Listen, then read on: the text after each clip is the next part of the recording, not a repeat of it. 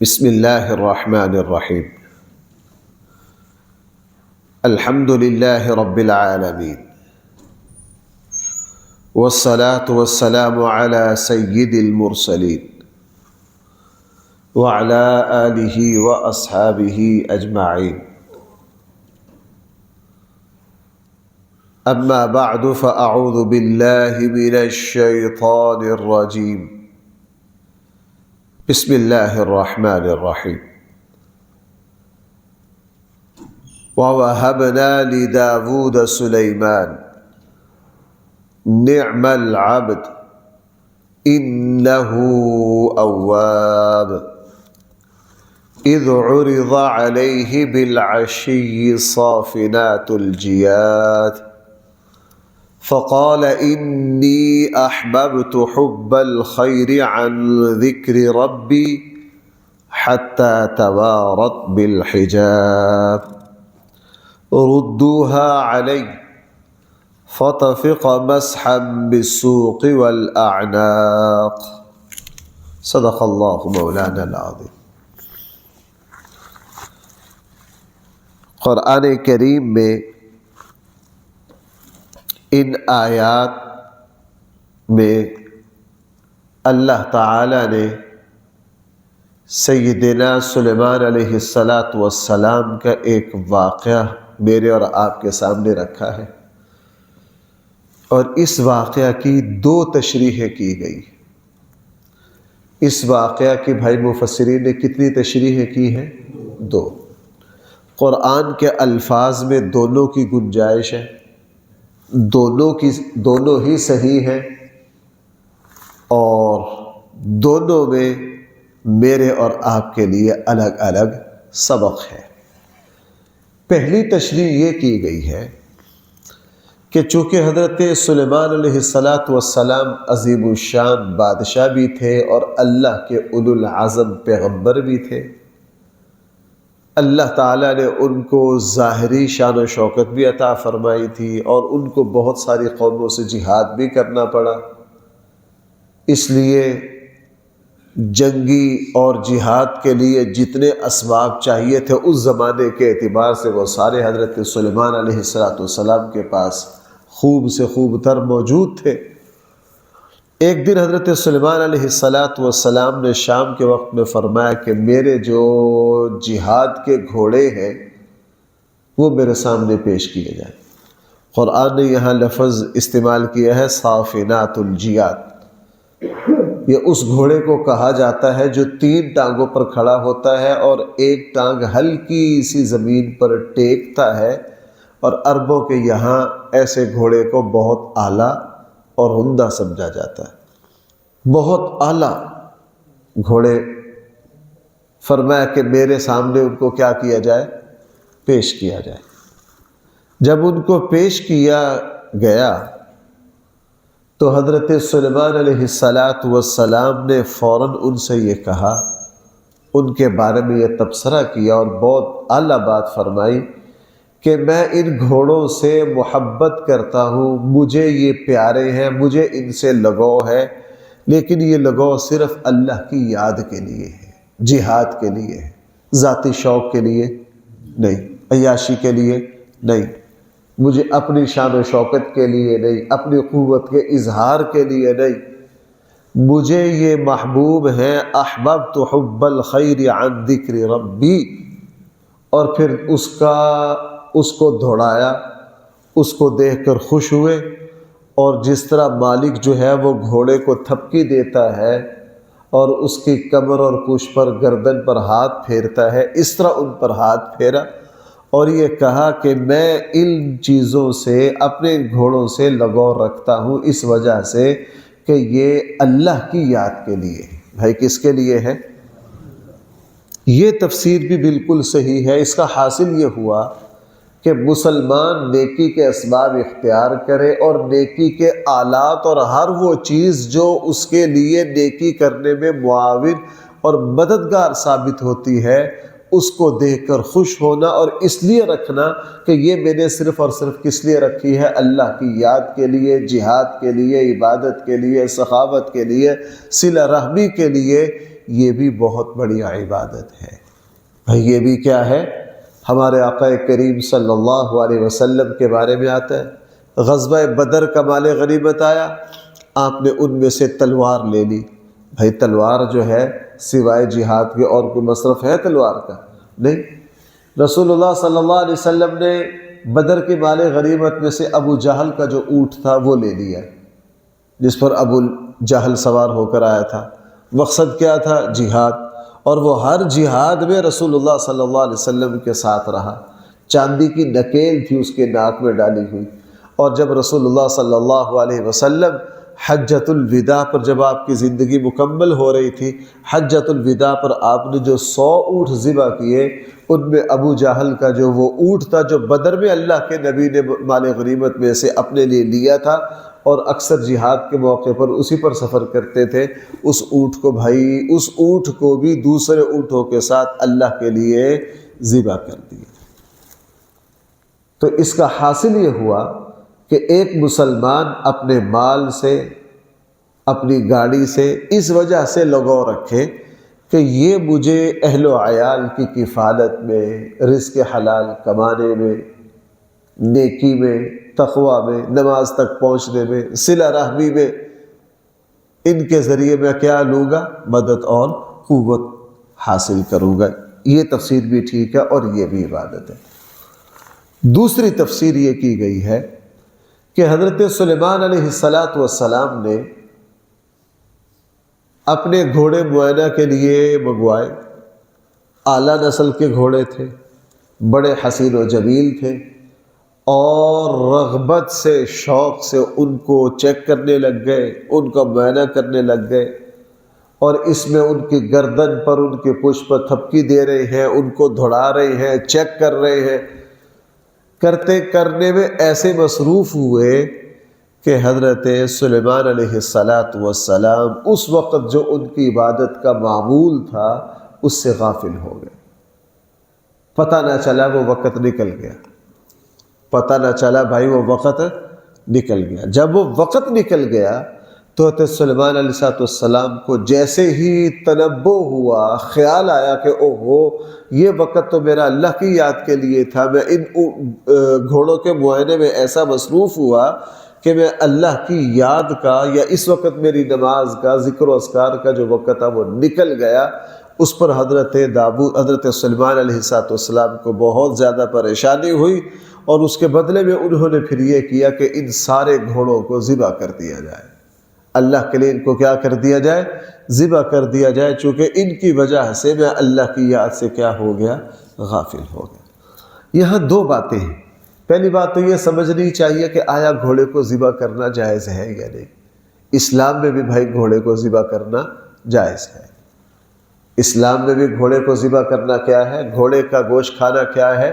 حلال ہے۔ امام شافعی، امام احمد بن حنبل، امام مالک، ان کی رائے تو علی الاتفاق جائز ہے۔ امام ابو حنیفہ رحمہ اللہ کے نزدیک بھی گھوڑے کو ذبح کرنا جائز ہے، بس وہ اس کو پسند اس لیے نہیں کرتے کہ یہ جہاد کے آلات میں سے ہے۔ کس میں سے ہے؟ جہاد کے آلات میں سے ہے۔ اس وقت بھی ہمارے دوسرے خطوں کے جو مسلمان ہیں وہ جو گھوڑا ہے اس کو ذبح بھی کرتے ہیں، اس کے گوشت اور اس کے دودھ سے فائدہ اٹھاتے ہیں۔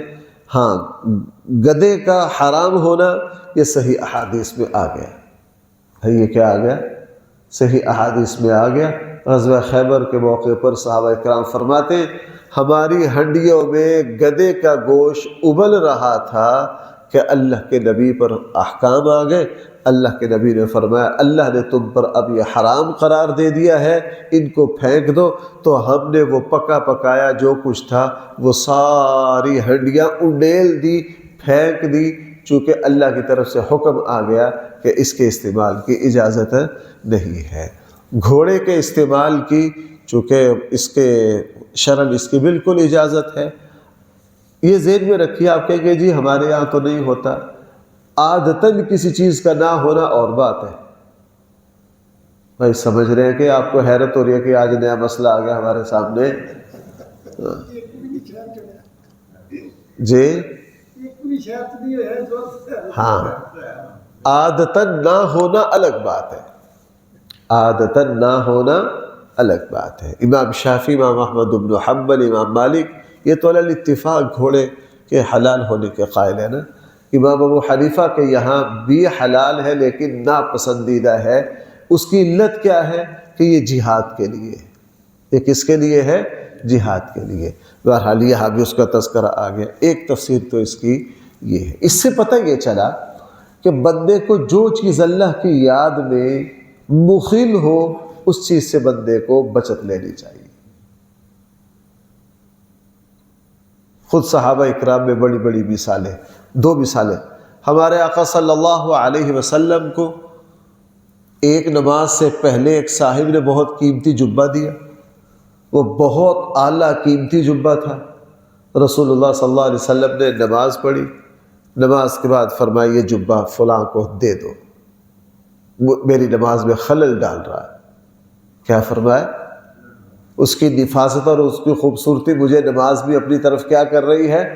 متوجہ کر رہی ہے۔ یہ بڑے اونچے معاملات ہیں بھائی، ہم تو بڑے لوگوں کے ہیں۔ تو اس کو ہمارے اولیاء اللہ میں ایسی دسیوں واقعات ہیں کہ انہوں نے ایک اعلیٰ چیز خریدی لیکن اس چیز کی کشش نے، اس کی پسندیدگی نے اپنی طرف مائل کیا۔ انہوں نے کہا یار یہ اللہ کی یاد میں خلل ڈال رہی ہے، اس کو اللہ کے لیے صدقہ کر دو۔ آپ علیہ الصلوۃ والسلام نے جبہ جو ہے وہ فوراً بھائی کیا کر دیا؟ صدقہ کر دیا۔ اسی طرح حضرت ابو طلحہ انصاری رضی اللہ عنہ اپنے باغ میں نماز پڑھ رہے تھے۔ کھجور کا باغ انتہائی گھنا اور اس میں وہ انگور بھی اگا لیتے تھے، اور نماز پڑھ رہے ہیں، اچانک ایک پرندہ اڑا۔ اس پرندے کو براہ راست نکلنے کے لیے کوئی جگہ، وہ تھوڑا سا پھڑپھڑایا، ادھر گیا ادھر گیا ادھر گیا، بڑی مشکل سے نکلا۔ حضرت ابو طلحہ انصاری نماز میں اس طرف خیال چلا گیا، ابو طلحہ دیکھ تیرا باغ کتنا عمدہ اور اعلیٰ اور گھنا اور بھلا ہوا ہے کہ پرندے کو بھی نکلنے کی جگہ۔ اس لذت اور خیال میں ایسے ڈوبے کہ یہی بھول گئے کہ نماز کی رکعتیں کتنی ہوئی ہیں۔ سلام پھیر کے کہا کہ یہ جو باغ ہے یہ مجھے اللہ کی یاد سے غافل کر رہا ہے، اس کو میں اللہ کے لیے بھائی کیا کر رہا ہوں؟ صدقہ کر رہا ہوں۔ اسی طرح بندہ اپنے معاملات پر توجہ رکھے بھائی، اپنے معاملات پہ کیا رکھے؟ جو چیز انسان کو خلل ڈالے، جو چیز انسان کو، ایک اللہ والے تھے، اسی دور کی یعنی زیادہ پرانی بات نہیں ہے، ایک صاحب ان کے پاس خواب کی تعبیر پوچھنے آئے۔ خواب کی تعبیر پوچھنے آئے کہ جی میں نے یہ گاڑی لی ہے اور میں نے یہ خواب دیکھا ہے کہ اس کے اوپر اس طرح کو پتھر مار رہا ہے، تو میں ڈر رہا ہوں کہ کوئی میرا نقصان نہ ہو جائے۔ تو میں بھی وہاں موجود تھا۔ وہ جو بڑے عالم دین تھے انہوں نے تھوڑی دیر سوچا، سوچنے کے بعد پوچھا بھائی وہ گاڑی بہت اعلیٰ تھی اس وقت کے اعتبار سے، کتنے دن ہو گئے خریدے ہوئے؟ جی اتنے دن۔ کہنے لگتا ہے اس گاڑی کی لینے کے نشے میں آپ کی نمازوں میں بھی خرابی آ گئی ہے، آپ کی نمازوں میں بھی کیا آ گئی ہے؟ خرابی آ گئی ہے۔ انہوں نے کہا جی باقی ایسے ہی 3 دن ہو گئے، 3 دن میں فجر میں نہیں جا سکا ہوں۔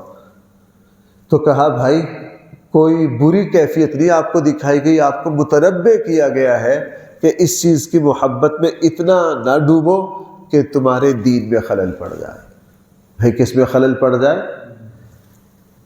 حضرت عبداللہ ابن عمر نے نکاح کیا، بہت اعلیٰ نسب اور خوبصورت خوش شکل خاتون سے نکاح کیا، اور نکاح کے 2-4 دن 5-7 دن کے بعد حضرت عمر نے دیکھا کہ بیٹے جو ہیں وہ فجر میں لیٹ ہو رہے ہیں، فجر میں کیا ہو رہے ہیں، تو اپنے بیٹے کو کہا ان کو طلاق دے دو۔ اپنے بیٹے سے کیا کہا؟ ان کو ایک طلاق دے دو۔ حضرت عبداللہ ابن عمر نے طلاق دے دی۔ کچھ دنوں کے بعد جب دیکھا کہ اب اس محبت میں ٹھہراؤ آ گیا، تو چونکہ طلاق ایک تھی تو فرمایا ان سے دوبارہ کیا کر لو، اب رجوع کر لو۔ حضرت عمر کا مقصد یہ تھا کہ میرے بیٹے کو اپنی بیوی کی محبت ذرا اتنی دور نہ لے جائے کہ اس کے دین میں خلل پڑ جائے۔ بھائی میں بار بار عرض کر رہا ہوں، یہ مضمون بڑے لوگوں کا ہے کن کا ہے؟ بڑے لوگوں کا۔ لیکن مجھے اور آپ کو آج اللہ معاف فرمائے، ذرا پاکستان ہندوستان کا میچ ہونا جمعے والے دن، اچھے خاصے جمعے سے رہ جائے، کیوں بھائی میں غلط تو نہیں کہہ رہا ہوں؟ اچھے خاصے رہ جائیں گے، اللہ معاف فرمائے۔ میں بھول گیا، پتہ نہیں پچھلے سال پچھلے 3-4 سالوں میں کسی سال کی بات ہے، شاید 27 تھی یا کوئی تاکرات تھی، تراویح میں لوگ تھوڑے، میری سمجھ میں نہ آئے۔ میں نے ایک دوست سے پوچھا، میں کہ یار آج نمازی کچھ کم ہے، خیر ہے، تاکرات ہے؟ کہنے لگے جی پاکستان ہندوستان کا میچ ہے۔ کیا؟ اللہ معاف فرمائے، اللہ معاف فرمائے۔ دیکھو دنیا کی کسی چیز میں ایسا نہ کہ بندہ کے فرائض جاتے رہے، بندہ کے فرائض جاتے رہے، اس کے دین میں خلل پڑ جائے، اسی میں یہ چیز شامل ہے۔ ایسا نہیں ہے کہ رات کو ماشاءاللہ اللہ کی پناہ سوتے ہوئے موبائل کی، گیموں کی، فضولیات کی عادت ہے، سوتے سوتے 12 بج گئے، تو جب 12 بج گئے تو بھائی فجر میں کون اٹھے گا؟ مجھے یہ بات تو میں اتنی بیان کرتا ہوں، بعض مرتبہ مجھے خود لگتا ہے تکرار ہو رہا، لیکن بعض نصیحت کی باتیں بار بار کہنی پڑتی۔ مفتی صاحب آپ سے ایک مشورہ لینا ہے جی، میں بہت کوشش کرتا ہوں فجر کی نماز پڑھنے کی، لیکن اٹھا نہیں جاتا، کیا کریں؟ کوئی وظیفہ بتائیں۔ میں کہا وظیفہ نہ بتائیں، پہلے یہ بتائیں کہ رات کو سوئے کب ہو۔ کل کے جو میں نے کیا عرض کیا تھا، ہم ہر چیز کو وظیفے سے ہی، یہاں وظیفے کی ضرورت نہیں، یہاں تھوڑے سے اپنے کان کھینچنے کی ضرورت ہے۔ میں سوتے کب ہو؟ سوتے سوتے بس 1 بج جاتا ہے۔ میں کہا 1 بجو گے تو پھر فجر کدھر ملنی؟ اللہ کے فضل سے عشاء پڑھ کے سو جاؤ۔ آج کی جو راتیں عشاء پڑھ کے سوئے تو بھائی فجر سے گھنٹہ پہلے آنکھ کھل جاتی ہے کہ نہیں؟ کھل جاتی ہے، آرام سے آنکھ کھل جاتی ہے، مسئلے کوئی نہیں۔ اب ماشاءاللہ سارے حضرات جلدی اٹھنے والے ہو۔ اب جو بندہ رات کو لیٹ سو رہا ہے، اب یہ لیٹ سونا اس کے دین میں خلل ڈال رہا ہے، اس کے دین میں خرابی۔ تو دوسری تشریح اور تفسیر سے یہ پتہ چلا کہ ہر اس کام سے اپنے آپ کو بچانا ہے جو میرے اور آپ کے دین میں بھائی کیا ڈالے؟ خلل ڈالے۔ یہ 2 تشریحیں تھیں۔ پہلی کا حاصل یہ ہے کہ ہر اس چیز سے تعلق اور لگاؤ رکھنا، اور ہر اس چیز کو دیکھ کر خوش ہونا جو دین میں آپ کے معاون اور مددگار ہے۔ اس میں آپ کا مال بھی آ گیا، اولاد بھی آ گئی، جائیداد بھی، اور ہر وہ کام، ہر وہ چیز جو اللہ کی رضا کا سبب ہے اس کو دیکھ کے خوش ہونا۔ دوسری تفسیر کا حاصل یہ ہے کہ ہر اس چیز سے اپنے تعلق کو توڑ لینا، دائرے میں لے آنا جس چیز میں زیادہ کھب جانے سے انسان اللہ کی یاد سے اور اپنے فرائض کی ادائیگی سے کیا ہو رہا ہے؟ غافل ہو رہا ہے۔ دیکھیے ذرا الفاظ کیا، وَوَهَبْنَا لِدَاوُودَ، ہم نے عطا کیے داؤد کو سلیمان، نعم العبد، بہت بہترین اچھے اعلیٰ انسان تھے، انہ اواب، بے شک وہ رجوع کرنے والے تھے کس کی طرف؟ اپنے رب کی طرف۔ اذ، اس کا بھی تذکرہ کیجئے، عرض علیہ بالعشی، جب پیش کیے گئے سلیمان پر ایک شام صافنات الجیاد، 3 ٹانگوں پر کھڑے ہونے والے بہت عمدہ اور اعلیٰ گھوڑے۔ فقال، تو حضرت سلیمان نے فرمایا، انی احببت حب الخیر، بے شک میں ان جانوروں کی محبت کو جو اپنے دل میں رکھتا ہوں، عن ذکر ربی، اپنے رب کی یاد کے لیے ہے۔ آپ حضرات تھوڑا بہت اگر گرامر سمجھتے ہوتے نا تو پھر میں یہ بتاتا یہ عن کون سا ہے، جس کی عن کا اگر بہت ساری قسمیں ہیں، اگر گرامر کے اعتبار سے عن کی یہ قسم لی جائے تو پھر پہلی تشریح بنتی ہے، اور یہ قسم لی جائے پھر کون سی تشریح بنتی ہے؟ اسی سے عربی گرامر کے جو اصول ہیں اس کے مطابق ہی ترجمہ میں اختلاف ہوتا ہے، اور وہی سے وہ باتیں نکلتی ہیں۔ حتیٰ توارت بالحجاب، یہاں تک کہ وہ جب گھوڑوں کو دوڑایا اتنی ہی دوڑ لگوائی، توارت بالحجاب کہ وہ نظروں سے اوجھل ہو گئے، ردوها علیہ، پھر واپس پلٹ کر حضرت سلیمان کی طرف لائے گئے، فتفقا، اب یہاں اس کے بھی دو ہی معنی ہو سکتے ہیں، یا پسندیدگی سے ہاتھ لگے پھیرنے یا ان کو ذبح لگے کرنے، دونوں چیزیں ہو سکتی ہیں۔ فتفقا مسحا بالسوق والاعناق، وہ اپنا ہاتھ صاف کرنے لگ گئے ان کی پنڈلیوں پر اور ان کی گردنوں پر۔ اس سے ذبح بھی مراد ہو سکتا ہے اور ویسے جانور پر ہاتھ پھیرنا بھی ہو سکتا ہے۔ یہ واقعہ قرآن نے میرے اور آپ کے سامنے تذکرہ کیا ہے۔ آگے ایک آزمائش ہے حضرت سلیمان علیہ السلام کے لیے، قرآن نے اس کا بھی تذکرہ میرے اور آپ کے لیے کیا ہے۔ الحمدللہ رب العالمین، والصلاة والسلام على سید المرسلین وعلى آلہ واصحابہ اجمعین۔ ربنا آتنا فی الدنیا حسنہ وفي الآخرة حسنة وقنا عذاب النار۔ ربنا ظلمنا أنفسنا وإن لم تغفر لنا وترحمنا لنكونن من الخاسرين۔ صلی اللہ تعالی علی خیر خلقہ سیدنا و مولانا محمد وآلہ وصحابہ اجمعین برحمتک یا ارحم الراحمین۔